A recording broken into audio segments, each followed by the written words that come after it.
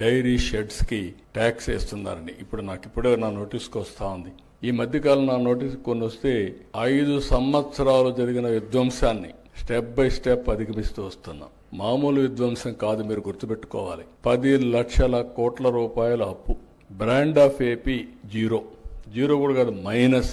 ఆంధ్రప్రదేశ్ మీద రాం అనే పరిస్థితి, భయపడిపోతున్నారు. అలాంటి దగ్గర నుంచి నా క్రెడిబిలిటీతో మళ్ళీ నేను కన్విన్స్ చేసి ఏమీ కాదు, మా దగ్గర అన్ని పరిస్థితులు బాగున్నాయని కన్విన్స్ చేసుకుంటూ వస్తున్నాం. మొన్నే నాలా కూడా తీసేశాను. చాలా చట్టాలు కూడా రీవ్యాంప్ చేస్తున్నాం. ఏవైతే ప్రజల్ని ఇబ్బంది పెట్టే చట్టాలన్నీ సమీక్ష చేస్తాం, ఇర్రెలవెంట్ తీసేస్తాం.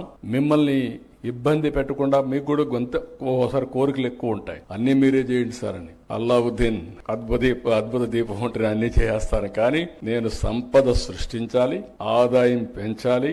పెంచిన ఆదాయం నేను చెప్పిన ప్రకారం సంక్షేమ కార్యక్రమాలు సూపర్ 6కి ఇవ్వాలి.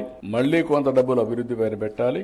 మీలాంటి పారిశ్రామికవేత్తలను కూడా మనం చూస్తే చాలా మంది ఇబ్బంది పడుతున్నారు. పౌల్ట్రీ ఇబ్బందుల్లో ఉంది, టెక్స్టైల్ ఇబ్బందుల్లో ఉంది, చాలా ఇండస్ట్రీస్ అన్ని ఇబ్బందుల్లో ఉన్నాయి. వాళ్ళని ఒక్కొక్కరిని కనీసం ఒక్కసారి ఆ డీఫంక్ట్ అయిపోతే మళ్ళీ రివైవ్ చేయలేరు. ఉండే నమ్మకం కూడా పోతుంది. దానికి ఏ విధంగా చేయాలనో అన్ని ఇండస్ట్రీస్ అని ఆలోచిస్తున్నా.